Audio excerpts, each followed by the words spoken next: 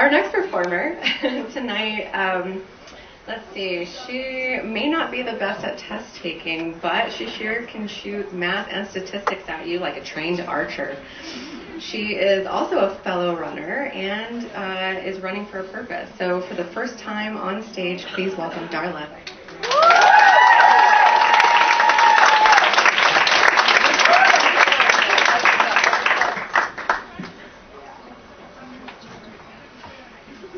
I've been in school for pretty much my entire life. I joke with my friends and say that I am a level 22 academic ninja. I'm currently working on my final degree, the PhD. The problem is, I haven't always believed that I'm smart. I've spent a lot of time feeling like I don't belong here and questioning why I am. School has been a source of shame, embarrassment, bullying, but at times, it has been a place where I excelled, was challenged, met new people, made friends, and where I have also taken on further challenges. It has taken me a long time to believe and realize that I do know things, and that me, my ideas, and what I know and what I do are valued and respected. I've worked extremely hard to be where I am today, and I acknowledge that how I got here involved jumping through many hoops, rings of fire, on top of years of extremely stressful and traumatic life events. I believe it took something special about me and who I am to do these things. So, I am Darla, a woman who has been through a lot of shit, who has doubted herself through the process, who has defied statistical odds and is here to tell you how she did it and what it took. Tenacity. I believe this would not be a story if I did not encounter some people along the way who I will call the haters. The name speaks for itself, but these are the people who have stood in my way, immensely criticized me, and given me odds of not succeeding. When I was a kid in school, I was a low performer on standardized tests, in particular reading comprehension. I had a low AR score. AR stands for accelerated reading. You know, that's the program where you read the books, take the test, get the points. Yeah. I was reading books that my peers had read like years before. I very recently came across my test scores in a box, which said things like, actually, the test scores were great, but not in that one area, reading comprehension. And in the comments for the parents, these test scores said things like, Darla needs a quiet place to read. And I cannot remember ever being encouraged to read, like pick up a damn book and read for the hell of it. So you can imagine that during reading times at school, I either received sympathy from my peers who offered to whisper share what the book was about at our tables, or I got these stares that looked like they were screaming, girl, you're on your own. I felt that way too. So this has been my biggest secret for the longest time, because I have not been able to get over my low test scores that continued all the way to the GRE, the Graduate Readiness Exam, the one I took twice to be here. I've been embarrassed in friend circles and random groups of people who ask, well, what did you score? And I never told them because they're assholes for asking. There's even been times where I've been in friend groups and circles and they're talking about fiction or some book they read, and I felt shame because I don't have that broad and niche fiction knowledge. And I just felt this shame because I didn't really read as a kid, and I realize now that that's not normal. But one could call this imposter syndrome, and it has taken me a long time to reconcile where I came from, being here doing all these awesome, super rad things today. These feelings of not belonging, inadequacy, not being smart enough, or good enough started at home. No one encouraged me to read. No one gave me that quiet place. My last interaction with my little brother was a -1, which resulted in my mother, surprisingly, serving as the mediator. During July 2016, I was at home in Tennessee dealing with the things surrounding my grandmother's passing because I was her person. I had the joys of yet again explaining myself. During some of these errands, I came home from a nearby Dollar General complaining that it needed a manager and some structure because the place was wrecked. Was anybody working there, I thought? I came home to share this experience, and my little brother so pointedly asserts, "Darla, why don't you apply to be the general manager?" I said back to him, "No, Michael, I know things.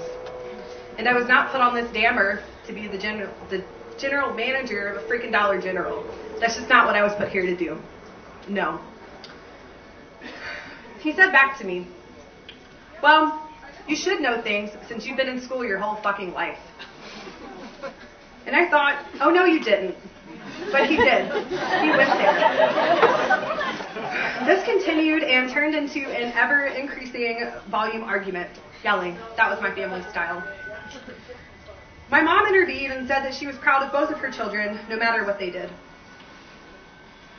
When we were younger, my mother revered my younger brother over his higher test scores than mine. Not only did he score higher on the ACT, he scored higher on the ASVAB. When my brother scored higher than I did, he was 3 years apart. My mom began to question me and what I did, and I just felt this was an extremely unfair comparison. But we never talked about college. She was not at all supportive, and as a matter of fact, she told people she was real book smart, but that's about it. So, throughout my time in school, I've encountered many haters, and the haters come in all forms: men, women, family, strangers, partners, friends.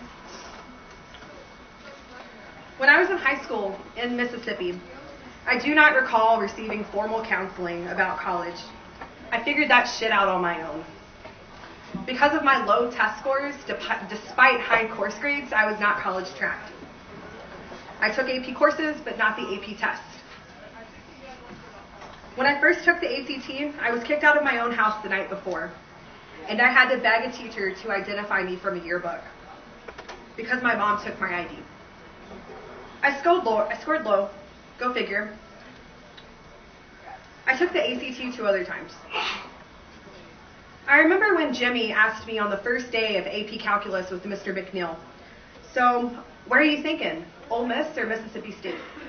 Those were the two schools that most people from my high school went to. Of those who went to college, they went to those two. I applied to Mississippi State University, and I got in for chemical engineering. But I was unable to attend due to support and financial reasons. So I took a year off and went to community college for a semester. I joined the Army National Guard to pay for school. Joining the Army literally seemed like my best bet. A way out of Mississippi, an escape from the shitty life conditions, living in an abusive household with constant yelling, sending your stepdad to jail, and facing eviction your senior year. I later transferred to a 4-year university. To make any of this possible, I've worked 11 part-time jobs since I was 16. I was an enlisted member of the Army National Guard from 2006 to January 2012. I was the chemical person. It has a nice acronym that goes with it, but I'm going to tell you. It stands for chemical, biological, radiological, and nuclear. I was a specialist. I had a top secret security clearance. But people even doubted that I was in the Army, so I always carried my ID on me to show as proof. Since I was in the Guard, it was my individual responsibility to keep up with my fitness, and I did. We had Army physical fitness tests, and I passed all of them except for my very last one in January 2012. I was sat down with the major of our company, who's the dude in charge. He told me that I failed the height and weight portion of the APFT. According to Army regulations, I had 6 months to get in shape. But I was a little confused. I could do the things required. I passed the run, I passed the push-ups, I passed the sit-ups. I didn't understand. So I think the Army meant to say, you have 6 months to lose weight. But I really didn't care because this was January, and on January 18th, my service was ending. At the end of our conversation, he said some mean things to me throughout, but one of them really stuck. He said, "You know, Sergeant, maybe if you laid off the books and worked out a little bit, we wouldn't be having this conversation." Our conversation ended with him asking me, "Oh, and Sergeant, are you thinking about re-enlisting?" Yeah, no, fuck that noise. I was even offered offered another promotion with a drive much further south. I declined. I told many a recruiter over the phone that no, I would not like you, the Army, to pay for my education while I do the Army thing again. Also in the haters corner, we have a number of ex-boyfriends. I dated a coworker who was this nerdy cute guy, Austin. We were so cute together, it lasted about a year. Sometime after our breakup, he told me online, I just didn't think college was your thing. I was flabbergasted. I'm glad he didn't believe in me, but it took me a long time to realize that he did not matter. Also in the haters corner, there are quite a few random Lyft drivers. I mean, we don't expect people to shit on us when we're commuting, right? When this one older Lyft driver, a man, said to me, he figured out I was a student, so what's your major? I began to explain that I was a graduate student / teaching assistant and that this was working into something greater, but he still just couldn't get it. He said, well, what do you do besides school? Well, I continued to try to explain. He's like, well, you know, this isn't really a career. You can't do school forever.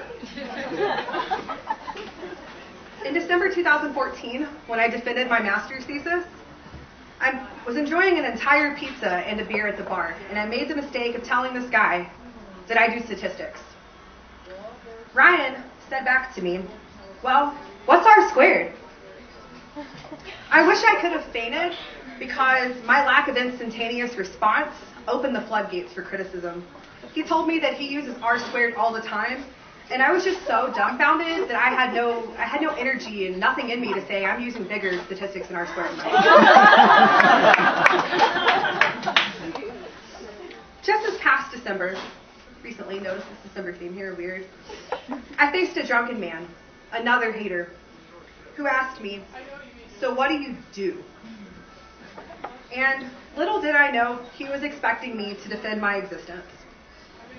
When I told him that I researched suicide using very simple extensions of linear algebra to do network analysis, the floodgates opened for his criticisms, which meant shitting on me and the entire discipline. His concerns were based solely on his lack of knowledge of my field, and he believed that I had no idea what I was talking about. These type of elitist, I don't think you're smart comments have come from many other men and people in my life. But what does Taylor Swift say? My hater's gonna hate. So just shake it off. The Army gave me discipline, so I kept running because it was the one thing I did enjoy. I ran my first half marathon in 2014, and I'm running my second this May. Statistics tell us that those who take a year off college are less likely to go to college. But I did. And let alone finish that degree in exactly 4 years. But I did that too. Statistics are also not predictive. Low test scores don't predict future success. So statistics has told me my whole life that I'm not supposed to be here. But fuck statistics because I am.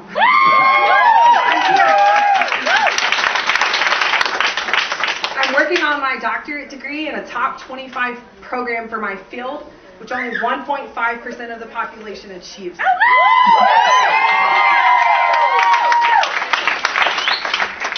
I look at online posts for individuals who have expressed their suicidality, and I do math and some cool shit and draw network diagrams. Yeah. Not everybody can do that. I'm also taking my comprehensive exams right now. That's like a huge fucking deal. And I'm right here telling you guys this story because I'm that awesome.